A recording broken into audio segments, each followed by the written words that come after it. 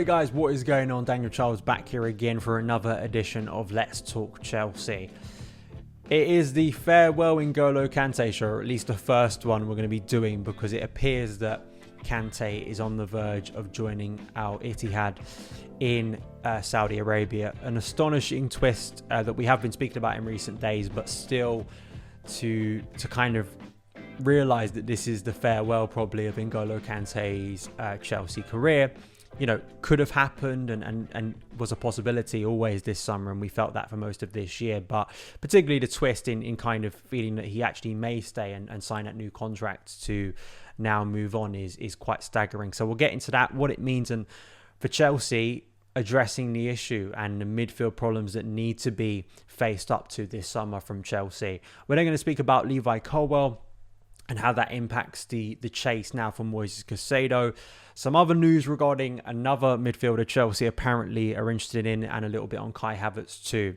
Before we get into any of that good stuff, if you are new around here on YouTube, hit that subscribe button, turn on those notifications so you don't miss any of the uploads. If you are listening on the podcast feed, thank you so much for tuning in. Do want to shout out another podcast I am a part of, and that is View from the Bridge, Football.London's Chelsea podcast. I'm now doing an extra episode of that, hosting an extra episode of that podcast a week. Last week it was me and Scott Trotter. We were kind of reviewing the season from the men's side, and then this week was lucky enough to have Beth Lindup, who is one of Reach's women's football writers, to talk about the women's team, the brilliant job Emma Hayes has continued to do this season, the WSL fourth consecutive title triumph, the FA Cup win. So definitely go and check out that podcast, link in the description box below. But we are going to start with N'Golo Kante. So we did say the other day regarding the potential of him joining a Saudi Arabian club, because obviously they are making huge moves this summer for some players. It's Karim Benzema, Cristiano Ronaldo, of course, already moved to Al Nassr at the start of this year. Lionel Messi apparently has been in negotiations. I've even seen before recording this, Ilkay Gundogan is going to get a proposal to move there. So they are making a big play for some very big names to really boost the profile of that league. And then we got it last night from Fabrizio Romano that there were sort of negotiations and proposals to N'Golo Kante, and basically they were too good to turn down from Kante's point of view. Directors arrived in London to link up with the PIF Saudi delegation to prepare documents. Of course, PIF, there are links to Newcastle there, and this is a much broader discussion in terms of Saudi Arabia. I mean, even Todd Bowley was out in Saudi Arabia and was pictured in a room having meetings. So, you know, there is a lot more to this story than just a Saudi Arabian club coming in for a player of ours. It's or a player that, you know, Chelsea fans would like to keep. There is, of course, I guess the argument of sports washing, but that, you know, that's a different conversation for another day. 100 million apparently per year until 2025. So this is a staggering number, and you know, it's similar to what Benzema has been offered, so it's understandable. And I did say the other day with Kante at the end of his career, nearing the end of his career, the injury problems he's had, there also was a reference, I believe, from Nazar Cancela that maybe from the Saudi Arabian side of things, they look at him as a Muslim role model, and I believe Karim Benzema is a Muslim as well. So there is maybe that part of it is attractive to him, but of course financially it's an amazing payday to end your career. We have been dealing without N'Golo Kante for large periods of recent seasons. This is not like losing Eden Hazard in the sense that Hazard, when he left Chelsea in 2019, was at the peak of his powers and was such an integral player. We've had to live without Kante for a lot of times in recent years, and I do feel that this in some ways, kind of just to talk about Chelsea now and what Chelsea have to do, and we will get to this beyond speaking about Kante and his legacy and all of that. You know, Chelsea, it's not like we're losing a player that is playing week in, week out. A lot of the discussions we've been having around Kante, and to some annoyance of some people, because when you bring up Kante's very real injury record, people seem to think that you're dismissing his talent or you're disrespecting his value. You know, I don't know how people make that kind of assessment and make that connection. It's just a reality that if you have a player who's consistently injured and they are an integral player, or they're a player that can make big differences for you, you know, that obviously is going to impact your plans. And I think it was silly for Chelsea, and it was just not a viable strategy for Chelsea to continue to rely on Kante's fitness because it is so fragile. So it's not like you're losing a player that week in, week out is playing for us, but you are losing someone who has been one of Chelsea's greatest ever signings, who is irreplaceable.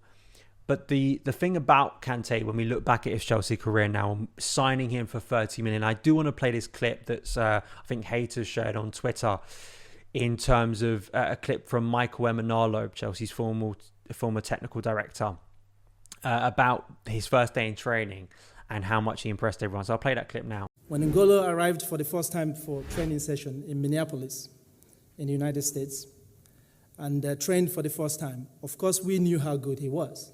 And all top players can attest to this. Everybody knew how good N'Golo was. That's why we signed him. But after the training session, all the superstars at Chelsea Football Club gravitated towards him to give him a hug and a wonderful welcome. It is a testimony to a recognition of his wonderful talent. We knew then that we got lucky, and I sent flowers to Leicester Football Club for letting us have it. And it's about sort of extracting the value from N'Golo Kante. And I think it's another one of these cases, maybe one of the few we're going to see in the upcoming years, of a player that we have got so much out of and has been one of our greatest ever signings. I think there is a very serious debate now.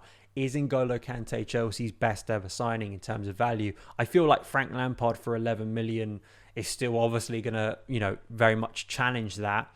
But we are talking about inflation in the market, Trying to find Kante, another Kante, is probably impossible, but trying to find a player who brings that level to your club and really takes the level up, has an influence in a Premier League title win, in a Champions League title win, very much changes the conversation in terms of what a midfielder can do.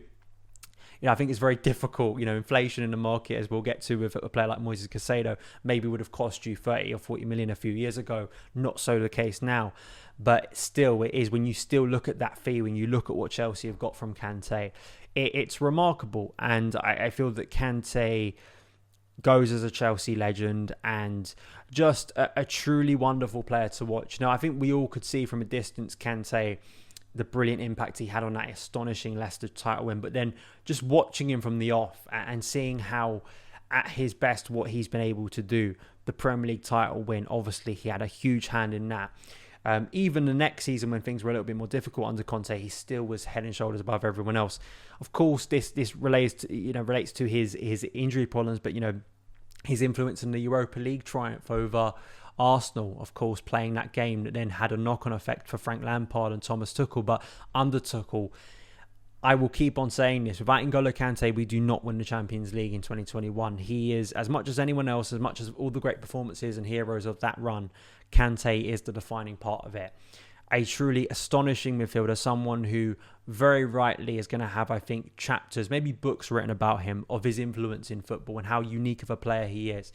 And it's a shame we can't see him for one more season. I'm sure Pochettino is a little bit gutted, but he goes as one of our greatest ever signings, and you can't really begrudge him that at this stage of his career, and a player that will be talked about and fondly remembered for years and years to come. The Kante role, I think we'll be talking about it, but I think to try and replace Kante, of course, is very, very difficult. But that's something Chelsea are going to have to do. I do want to just briefly pivot from this slightly, because it does relate to Moises Caicedo, in terms of, apparently now Brighton are now preparing a new record bid for Levi Colwill, close to around 40 million. Chelsea, of course, as we spoke about last week, turned down a 30 million bid and have no intention to sell him. Brighton apparently are demanding more than 70 million for Moises Caicedo. This is what the Telegraph reported earlier this week. We know that they're going to try and get a big fee. I mean, they've just sold Alexis McAllister for around 30-something million to Liverpool. I mean, given his impact on that team, I think it is a release clause, something along those lines, a little bit like Kante, right? That's kind of a ridiculously low fee. So they're going to want to get the most out of Moises Caicedo if they are going to lose him this summer. And it does appear more and more now with Ugarte going to PSG and with N'Golo Kante leaving, the likelihood that Mateo Kovacic will be leaving. Chelsea are going to have to go big in signing new central midfielders. And what I want to say is, even though I believe firmly that Chelsea need to sign a defensive-minded midfielder, someone who is going to add energy and a lot of mobility to that area, it does not come at the expense of Levi Colwill.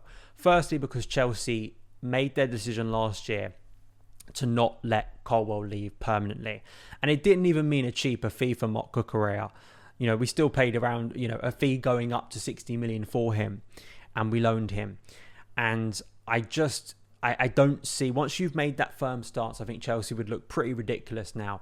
And if you believe that Moises Caicedo is a player that is going to be integral to Chelsea's midfield in upcoming years, I think you pay the money for him now, rather than basically losing a key player, another key player that could form the spine of your defence for upcoming years.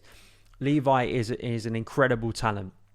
And there's no kind of, it's not a case where, well, he's not really that proven, and well, can he still rise to the level? There's been enough evidence now, firm evidence, that this is a very outstanding young prospect.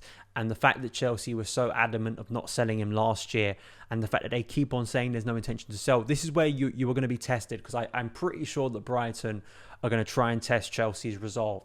And it's about Chelsea putting a firm stance down and saying, no, he's not going. And also Chelsea showing to Levi Colwill, like other youngsters, that they aren't going to be sort of passed over by more experienced players. If you sell Kalidou Koulibaly, if you sell Marc Cucurella, at, of course, a financial hit, what does that say to those players? I think it sends a very positive message to young players that actually we're not just going to rest on our laurels. We're not also just going to indulge older players and more expensive players because they failed. We want to be ruthless. And I think that is being ruthless in the right way. But I think Moises Caicedo, for me, is an exciting one. He really is. And I think he ticks a lot of boxes. That phrase I have used before, but I think is important. Another midfielder who I'm not quite sure fills the same bracket, but as we say, if we're going to lose 1, 2, 3 central midfielders, you need to replace them. Jacob Steinberg reporting in The Guardian yesterday that Chelsea have joined the race for Celta Vigo's 34 million, Gabri Veiga, and are likely to sell Kai Havertz. Veiga has emerged as one of the best young midfielders in Europe, and his contract contains a 34 million buyout clause. Chelsea, who also want Caicedo, are prepared to push hard for him.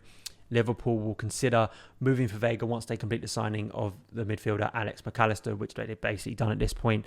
Pochettino is to oversee a summer of change. Chelsea need to sell players after spending close to 600 million on signings in the past 12 months. Kovacic is likely to join Man City. As we know, Man United have opened talks over Mason Mount. Milan interested in Ruben Loftus-Cheek, another midfielder likely to move on. Kante is likely to move to Saudi Arabia. Veiga is an impressive player when you look at his numbers from an attacking point of view. He does not fill the void of a defensive-minded midfielder, but he does score quite a few goals, at least in terms of a very young player, 21 years old. He scored around 11 goals this season. I think it is 11 goals for Celta Vigo.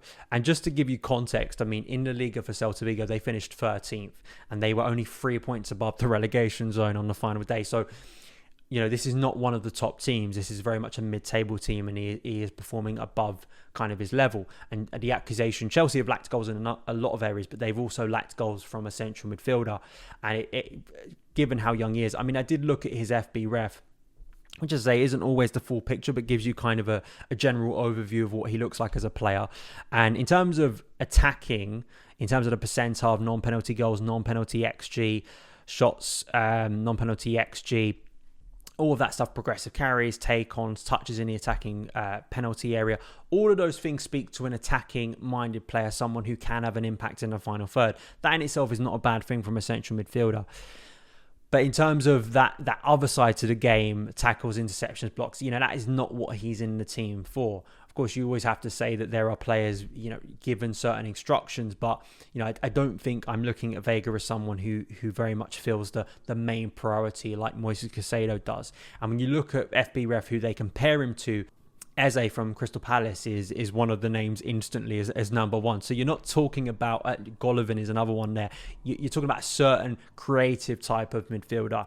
So that is something for context. But that doesn't mean he'd be a bad signing. It's just, I think we have to, differentiate between someone like Veiga and Moises Caicedo. Seb C, I definitely suggest go and follow him. Coaching background and does a lot of good sort of breakdowns of players he thinks Chelsea should be buying. I definitely suggest, again, go and follow him.